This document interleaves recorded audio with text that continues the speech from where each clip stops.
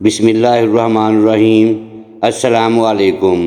حضرت خالد رضی اللہ تعالی عنہ فرماتے ہیں کہ جب اللہ تعالیٰ نے میرے ساتھ بھلائی کا ارادہ فرمایا تو اللہ تعالیٰ نے میرے دل میں اسلام لانے کا جذبہ پیدا فرما دیا اور ہدایت کا راستہ میرے سامنے کھل گیا، اور میں نے اپنے دل میں کہا کہ محمد صلی اللہ علیہ وآلہ وسلم کے خلاف تمام لڑائیوں میں شریک ہوا ہوں، لیکن ہر لڑائی سے واپسی پر مجھے یہ خیال آتا تھا کہ میں یہ ساری بھاگ دوڑ بے فائدہ کر رہا ہوں، اور یقیناً محمد صلی اللہ علیہ وآلہ وسلم غالب ہو کر رہیں گے۔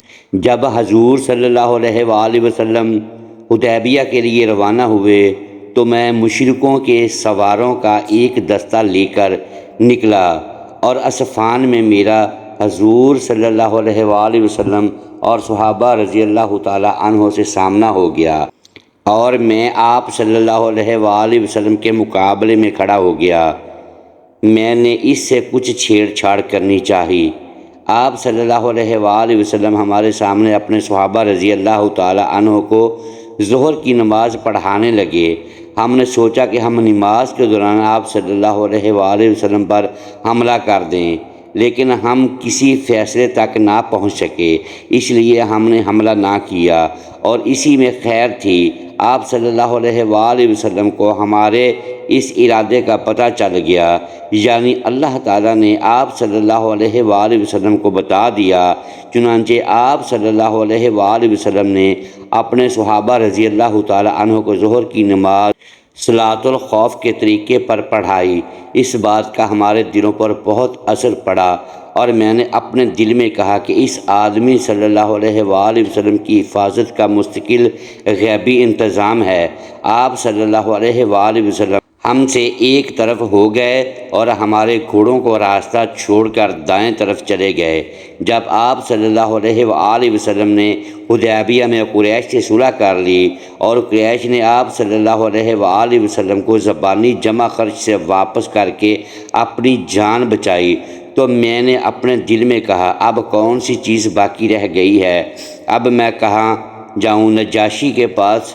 نجاشی نے تو محمد صلی اللہ علیہ وآلہ وسلم کا اتباع کر لیا ہے، اور ان صلی اللہ علیہ وآلہ وسلم کے صحابہ رضی اللہ تعالی عنہ اس کے پاس امن سے رہ رہے ہیں۔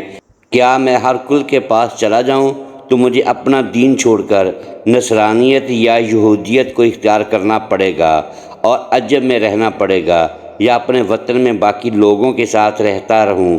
میں اسی سوچ بچار میں تھا کہ اچانک حضور صلی اللہ علیہ وآلہ وسلم عمرہ کی قضاء کرنے کے لیے مکہ میں تشریف لے آئے۔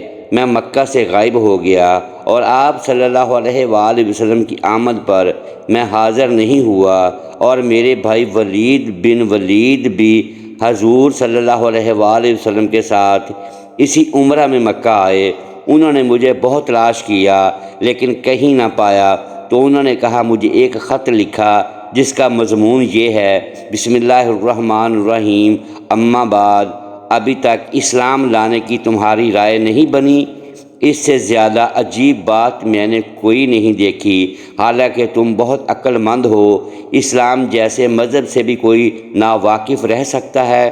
حضور صلی اللہ علیہ وآلہ وسلم نے مجھ سے تمہارے بارے میں پوچھا تھا کہ خالد کہاں ہیں؟ میں نے کہا اللہ تعالیٰ ان کو ضرور لے آئیں گے۔ آپ صلی اللہ علیہ وآلہ وسلم نے فرمایا خالد جیسا آدمی بھی اب تک اسلام سے ناواقف ہے۔ اگر وہ ہماری ساری قوت اور محنت مسلمانوں کے ساتھ لگا دیتے تو ان کے لیے زیادہ بہتر تھا، اور ہم ان کو دوسروں سے آگے رکھتے۔ اے میرے بھائی، خیر کے بہت سے مواقع تم سے رہ گئے، اب تم ان کی تلافی کر لو۔ حضرت خالد رضی اللہ تعالی عنہ فرماتے ہیں کہ جب مجھے اپنے بھائی کا خط ملا تو میرے دل میں مدینہ جانے کا ایک شوق پیدا ہوا اور اسلام کی رغبت بڑھنے لگی، اور مجھے اس بات سے بہت خوشی ہوئی کہ حضور صلی اللہ علیہ وآلہ وسلم نے میرے بارے میں پوچھا، اور اس زمانے میں نے ایک خواب دیکھا کہ میں ایک قحط زدہ اور تنگ علاقہ میں ہوں، اور میں وہاں سے نکل کر ایک سرسبز اور وسیع علاقے میں پہنچ گیا ہوں۔ میں نے کہا یہ سچا خواب معلوم ہوتا ہے۔ جب میں مدینہ آیا تو میں نے کہا اس خواب کا حضرت ابوبکر صدیق رضی اللہ تعالی عنہ سے ضرور تذکرہ کروں گا۔ چنانچہ میں نے ان رضی اللہ تعالی عنہ سے اس خواب کا ذکر کیا تو انہوں نے یہ تعبیر بتائی کہ علاقے کی تنگی سے مراد وہ شرک ہے جس میں تم مبتلا تھے، اور اس تنگ علاقہ سے نکلنے سے مراد اللہ کی طرف سے اسلام کی ہدایت کا مل جانا ہے۔ جب میں نے حضور صلی اللہ علیہ وآلہ وسلم کی خدمت میں حاضری کا پختہ ارادہ کر لیا تو میں نے سوچا کہ حضور صلی اللہ علیہ وآلہ وسلم کی خدمت میں حاضری کے لیے کسی کو اپنے ساتھ لوں۔ اس سلسلے میں صفوان بن امیہ کے پاس گیا اور میں نے اس سے کہا اے ابو وہب، کیا تم دیکھتے نہیں ہو کہ ہم کس حال میں ہیں؟ ہماری تعداد دھڑوں کی طرح سے کم ہوتی جا رہی ہے اور محمد صلی اللہ علیہ وآلہ وسلم عرب و عجم پر غالب آتے جا رہے ہیں۔ میرا خیال یہ ہے کہ ہمیں محمد صلی اللہ علیہ وآلہ وسلم کی خدمت میں حاضر ہو کر ان کا اتباع کر لینا چاہیے، کیونکہ محمد صلی اللہ علیہ وآلہ وسلم کی عزت ہماری عزت ہے۔ لیکن صفوان نے سختی سے انکار کر دیا اور کہا کہ میرے علاوہ اور کوئی بھی نہ بچا تو بھی میں ان کا اتباع ہرگز نہیں کروں گا۔ میں اسے چھوڑ کر چل دیا اور میں نے کہا اس آدمی کے بھائی اور والد کو بدر میں قتل کیا گیا تھا، اس لیے یہ نہیں مان رہے ہیں۔ پھر میری ملاقات اکرمہ بن ابی جہل سے ہوئی۔ میں نے ان سے وہی بات کی جو صفوان بن امیہ سے کی تھی۔ انہوں نے صفوان بن امیہ جیسا جواب دیا۔ میں نے ان سے کہا میری اس بات کو چھپائے رکھنا۔ انہوں نے کہا اچھا، کسی کو نہیں بتاؤں گا۔ پھر میں اپنے گھر گیا اور اپنی سواری کو تیار کروایا۔ میں اس کو لے کر چل پڑا تو راستے میں عثمان بن طلحہ سے میری ملاقات ہوئی۔ میں نے کہا یہ میرا دوست ہے، لاؤ اس سے بھی اپنی بات کر کے دیکھوں۔ پھر مجھے خیال آیا کہ اس کے آباء و اجداد بھی مسلمانوں کے ہاتھوں قتل ہو چکے ہیں، تو ان سے ذکر کرنے کو مناسب نہ سمجھا۔ پھر میں نے کہا ان سے ذکر کرنے میں کیا حرج ہے، میں تو اب جا ہی رہا ہوں۔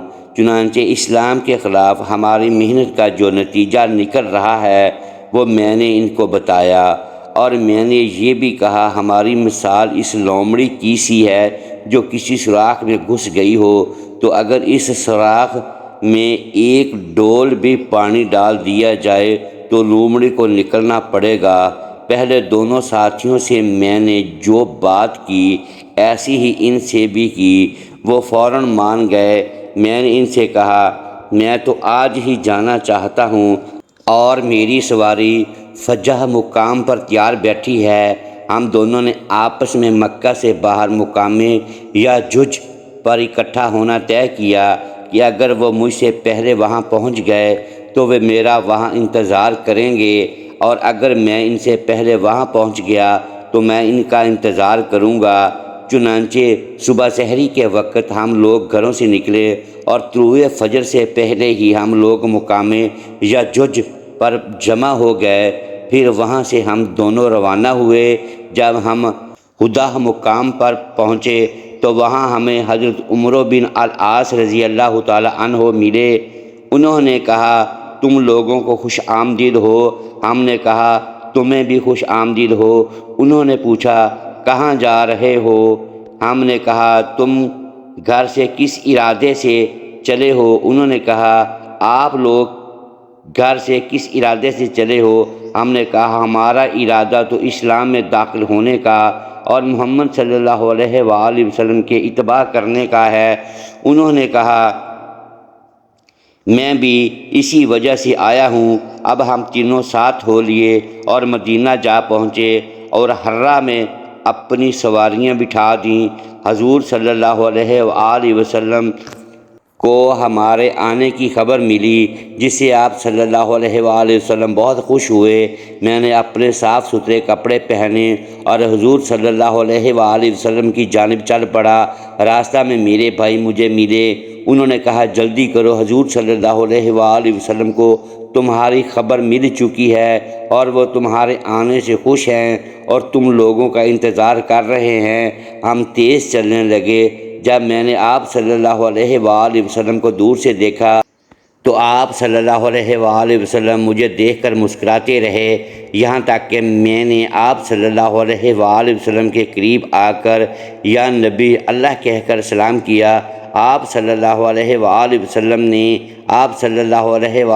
نے کھلے ہوئے چہرے سے سلام کا جواب دیا۔ میں نے کلمہ شہادت پڑھا۔